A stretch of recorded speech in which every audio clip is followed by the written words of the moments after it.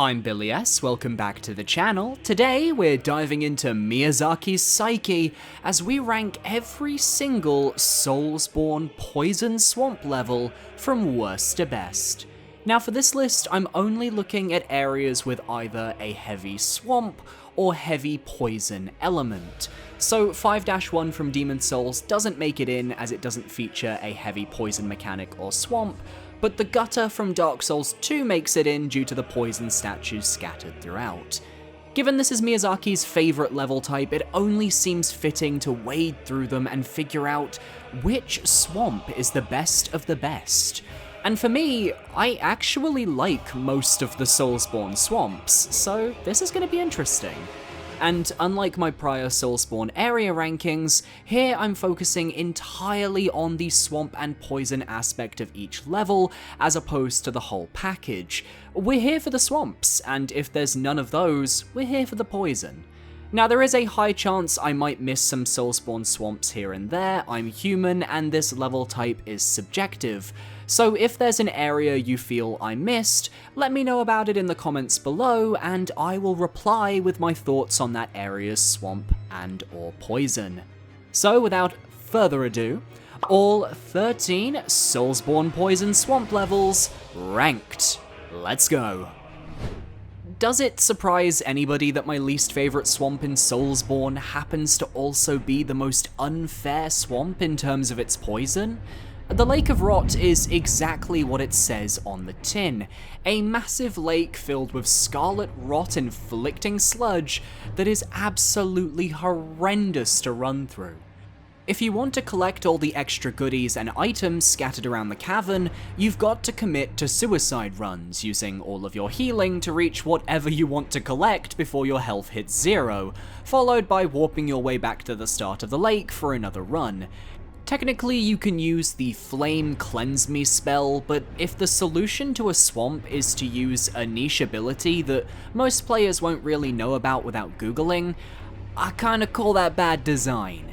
They even had the audacity to put a field boss, the Dragonkin Soldier, in the center of this horrendous Scarlet Envy deluge. And even with the extra platforms you raise, he's an absolute pain in the ass to fight. There are also basilisks that live under the swamp water who can pounce and surprise you, and then the lake drains into the Grand Cloister, where you can either try fighting a tree spirit that can only be spawned by running into the Scarlet River and poisoning yourself, or you get to deal with the Children of Rot enemies and their projectiles that I simply don't vibe with. There's no real sense of fair level design or progression, and you can't even summon Torrent to help you ride over the rot, something that comes in handy for a later swamp from Elden Ring on this list. The Lake of Rot has no redeeming features, and while I love Miyazaki's obsession with this trope, there has to be some semblance of real thought for me to respect the swamp, and none of that was put into the Lake of Rot.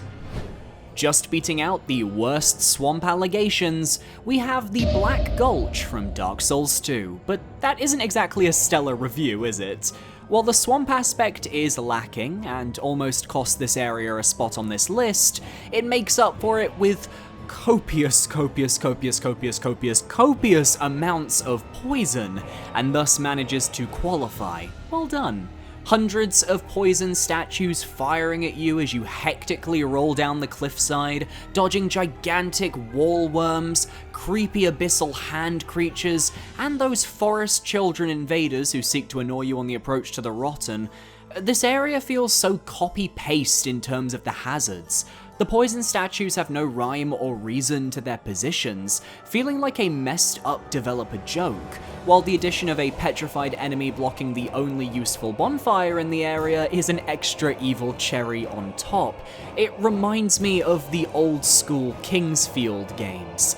The most interesting part of this area, though, isn't even poison-based. It's the two giants hidden in a cavern off the cliffside. A cool secret to find, and a nice moment of fear for new players as they see those behemoths in the dark, but the area fumbles in its overall execution, and the only blessing is that it's such a short experience. How they went from the Gutter, which has fantastic level design, to this, I will never know. a tale of two extremes. And for what it's worth, I'm just gonna throw in Cave of the Dead from the Shulver DLC for its severe poison statue spam.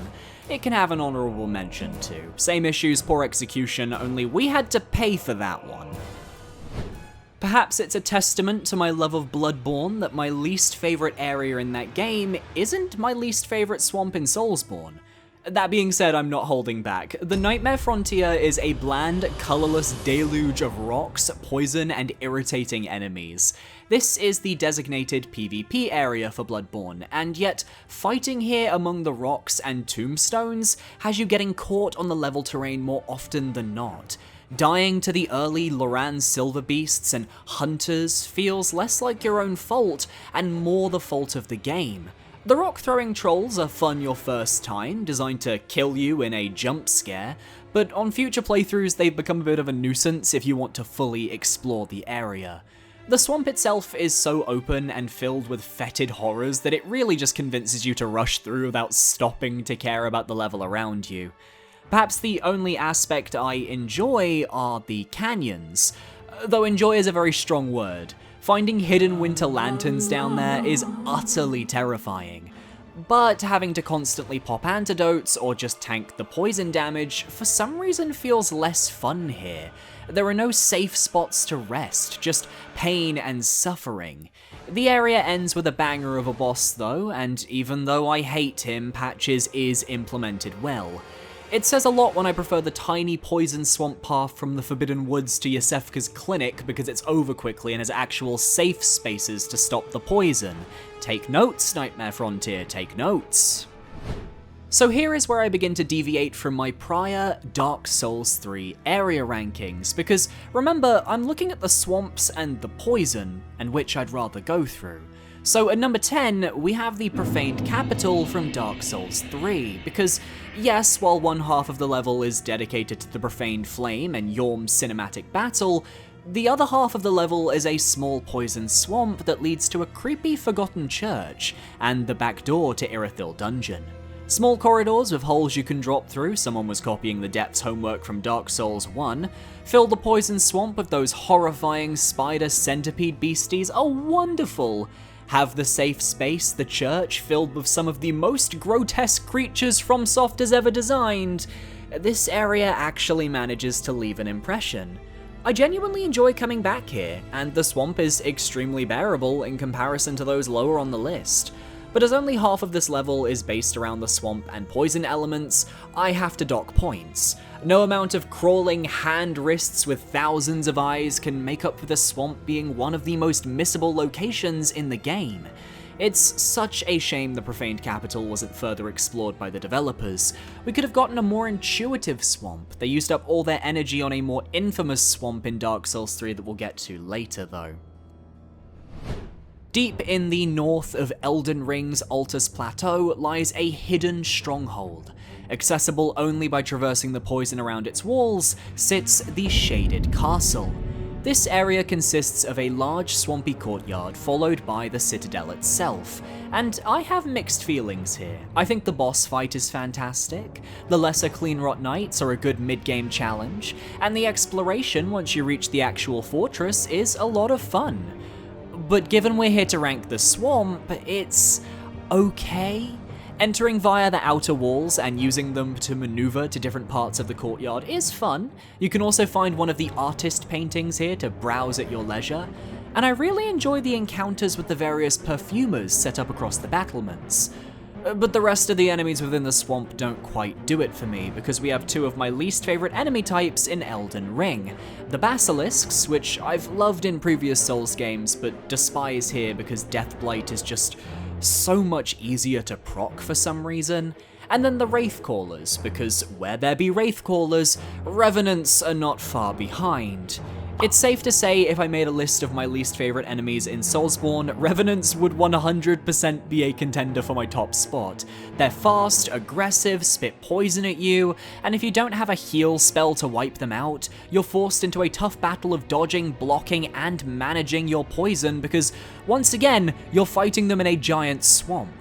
I'd like to see From Software tackle the fortress sinking into a swamp concept again, but on a larger scale. Have the swamp be even more prominent, but as it stands, number 9 is not a terrible slot. If I could just take a moment of your time, summer is over and my channel grew exponentially. I'd love to reach 10,000 subscribers by the end of 2023 and we can do it. I mean, look at how many of you guys aren't subscribed. So be sure to parry that subscribe button for more gaming content every Wednesday and Saturday. Back to the video. If there was ever a poison swamp that could simply be described as mid, the Ashina Depths from Sekiro Shadows Die Twice completely fits the bill. It feels like Miyazaki just couldn't commit to creating one of his usual giant poison swamps, and instead was forced at gunpoint to create a singular poison-based room instead. Due to Sekiro's movement mechanics, you actually are never in any danger of being poisoned, what with the various grapple points to get around the room. Instead, the Ashina Depths Poison Swamp is a stealth segment, where you need to take out the various gunmen around the cavern, and then defeat the Snake Eyes mini-boss. I know many players will have the Ashina Depths ranked quite highly as a poison swamp for those exact reasons, but for me, those are a detriment to the Miyazaki poison swamp masochism I've built up over the years. I enjoy being poisoned and exploring vast open swamps that clearly want me dead while restricting my movement. With the Ashina Depths Swamp, I pop in, sneak over to Snake Eyes, death blow them from behind, kill their second health bar, and move on. I barely interact with the poison at all. If that's what you constitute as a good swamp because you don't suffer, more power to you, I'm glad you feel that way. But for me, I need a little bit of suffering to make the victories all the more sweeter. Heading back to Dark Souls 3 with a little love from Dark Souls 2, let's take a look at the Earthen Peak Ruins. This is the second half of the Dreg Heap and is primarily known for two things: those absolutely hellish angel pilgrims, and the giant swamp where you will likely be sniped by those absolutely hellish angel pilgrims. It really is such a Miyazaki move to end the Dark Souls trilogy with a paid DLC that includes a poison swamp of one of the more controversial areas from Dark Souls 2. And it's even funnier when you remember that Dark Souls 2 has paid absolute dust compared to DS1 when it comes to references in the third game. The first angel outside of the swamp is bearable, it won't attack you once you're in the swamp, and you can do that really tricky tree root jump to kill it before anything happens. It's the second angel that spawns within the swamp that is an entirely different beast. You can't just cheese your way to the pilgrim controlling it, having to run through or around the swamp as best you can while getting machine gunned by the angel's attacks. If you want to explore this area, you have to put the work in, and once the angel is slain, the swamp is pretty bog standard. You can find the Ring of Favor +3, love it, as well as the Desert Pyromancer armor set, which is a great boon for this area, and the swamp itself, while not the largest, has a fun progression that has you wrapping around the upper trees to reach the bonfire before the boss. I also like the little addition of a Titanite slab that you can collect if you're skilled enough, but if you don't reach it, Lap will collect it for you. Cool NPC engagement with the level design, more of that please. I also have a soft spot for Pyromancer Zoe. Yes, she can easily one-shot an unprepared player by burning their face off, but come on, the DS2 Pyromancers are so iconic. I love defeating Zoe 101. Are you ready? Now with that blast from the past reference, let's go to the past once more for my next entry. Before the angels, the poison swamps, the Zoe 101s, we had Harvest Valley.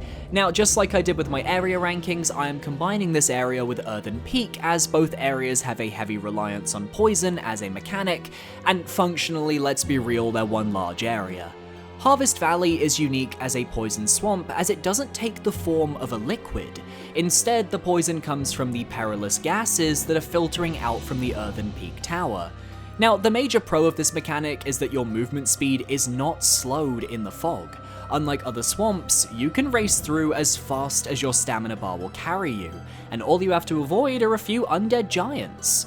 There are various caves and side paths to explore, some with hidden items, some leading to deadly ambushes. You can even find the Sunlight Covenant in a hidden nook near the entrance to Earthen Peak. If you have a torch, you can move through the underground caverns filled with gas after the second bonfire, but I kind of like the crazy experience of not having any light and blindly attempting to escape the tunnel, only to keep ending up right at the same ladder I started with. Earthen Peak then introduces pots filled with poison, giving you an entirely different type of noxious obstacle to avoid. And I'd be remiss if I didn't mention Mytha's boss fight and how it revolves around the poison aspect of the Earthen Peak dungeon, with the boss room being flooded with the stuff unless you burn the large windmill to lower the poison level. I think it's a bit of a guide dang it mechanic, and it's one of the few poison swamps where the boss ties into the actual theme of poison. It only misses out on the top 5 because I honestly feel like the Earthen Peak portion of the area doesn't quite utilize the poison throughout the level leading up to the boss in the same way that the Harvest Valley does. Also, just personal bias, lots and lots of personal bias. Yes, you're seeing the visuals correctly. My 5th favourite swamp in Soulsborne is 5-2, the Swamp of Sorrow from Demon Souls. Now, I have seen the swamps ranked before in Soulsborne, look, we've all watched the Ember video, and it's fair to say I might be the only content creator on this entire platform who actually enjoys 5-2, and that's despite it being my runner-up for least favourite area in Demon Souls. I'm not going to try and convince you guys to enjoy the swamp, feel free to keep it at the bottom, but I am going to explain why it vibes with me personally. So let's get the major con out of the way first. I am fully aware that the movement in the swamp is a controversial topic. Not being able to roll is a major detractor for a lot of players, and I totally understand and empathize with you guys. For me, however, aside from 1 or 2 instances of bad positioning on my part, I never really felt the need to roll in the swamp, so it never affected me. What I love is how vast and atmospheric 5-2 actually is. From the moment you enter, you can see the dilapidated village in the gloom, lights flickering from the other side of the lake, and your goal is simply to make it there as best you can. It's constantly in sight, but the path is dark, dingy, and open, the exact opposite of 5-1, which I wish I could have included on this list, by the way, it would be top 3.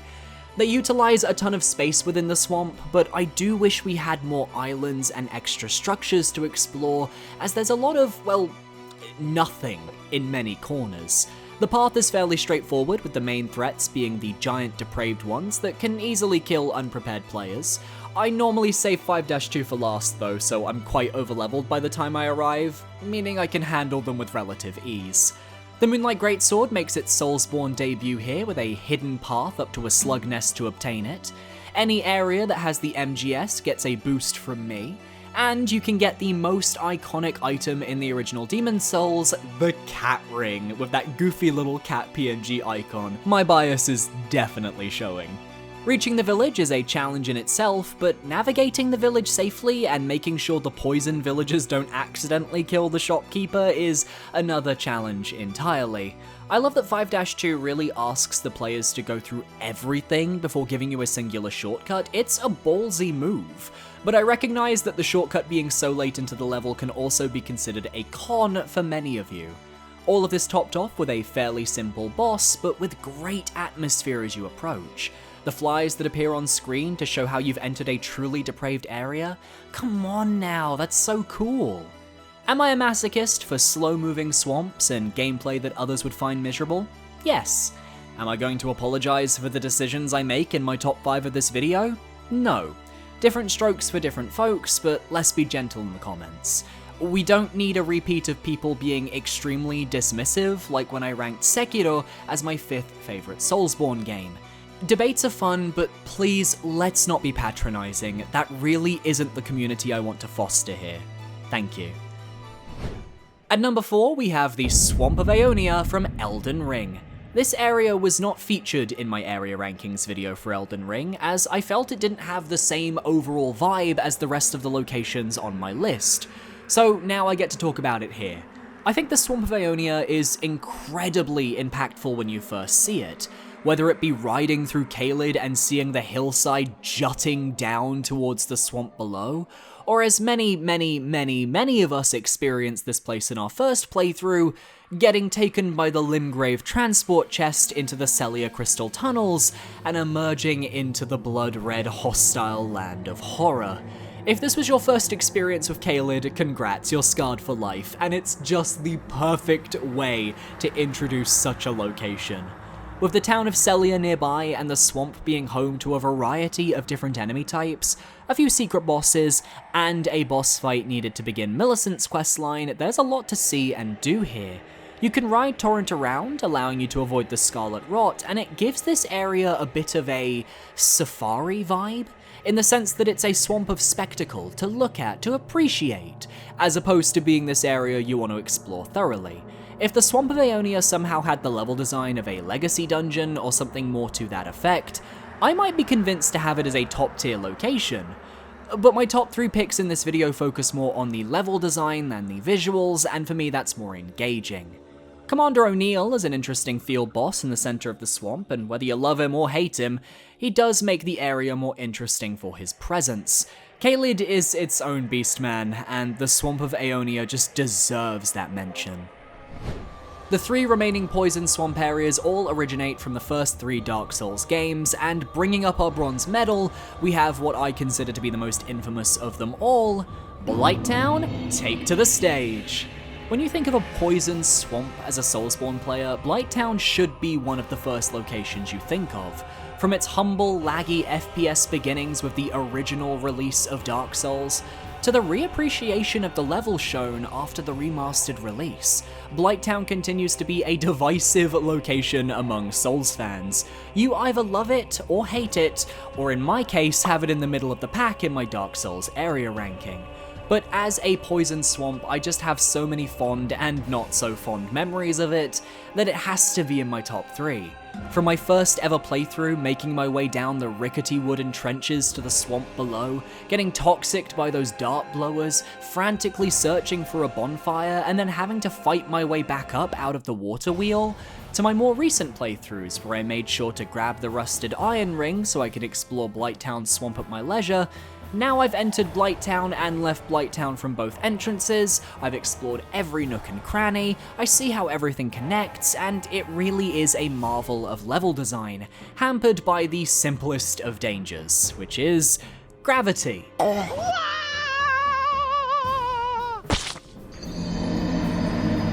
There's nothing worse than losing all that progress, but there's nothing better than overcoming such an area with flawless execution. I could never bring myself to dislike Blighttown. Maybe the fire dogs and the dart blowers, sure, but the visuals, the verticality, the hidden items, the swamp, even a few vendors with Quilana and Shiva, it's iconic. Nothing beats entering Blighttown first with the Master Key and decimating Quelaag to ring the lower bell of awakening first. Nothing beats becoming a master of Blighttown and managing to climb out of Blighttown in the direction of the depths. I've mastered this area, and yet it still manages to enthrall me every time I visit. Taking our silver spot is the Gutter, one of the most underrated areas of Dark Souls 2 in my opinion. There is something that just appeals to me about this place. Perhaps it's the way the poison statues that qualify it for this list aren't just spammed everywhere. Black Gulch. Perhaps it's the way the level uses Dark Souls 2's torch mechanic and the natural darkness of the caves to light your way. There's nothing cooler than looking back and seeing all of the torches you've lit throughout the wooden structures. It's similar to how I felt about entering 5-2 and seeing the lights of the depraved village on the other side of the Swamp of Sorrow. There are so many different paths and directions to take here, leading to everybody having a different experience. Hidden secrets that you can only find by taking leaps of faith, invaders that spawn as you light all the hidden torches. I even like the vertical room at the end with all the ladders, even if it could have used a bit more of an expansion to make it more memorable. The Gutter is a case of me remembering it being worse than it was. I was so pleasantly surprised replaying Dark Souls 2 by its winding level design, paths that led back to the bonfire, and fairly good enemy placement that I thought I was playing Dark Souls 1 again. It's one of the only areas to really nail that sense of everything being placed with purpose. And the poison is very bearable. There may be no swamp to handle, but the poison statues are often placed in interesting locations, forcing you to take every step carefully so you don't get sniped by a sneaky glob of green goo. The serotonin from the gutter that I get while playing is enough to get it to a top spot for me, but it couldn't be my number one. One, it doesn't have a boss, and two, I just need my top pick to have an actual swamp. So look, let's just get to it. If you've figured it out already, I'm about to horrify the entire community. If you hate swamp levels, you will hate my number one pick, Farron Keep from Dark Souls 3, because I ranked this as one of my least favorite locations in my area rankings for Dark Souls 3, but admitted that if I were being biased and not objective, I have a major soft spot for this area, because Farron Keep is so expansive, with so many hidden items and locations around every corner, and a surprisingly in-depth set of enemies.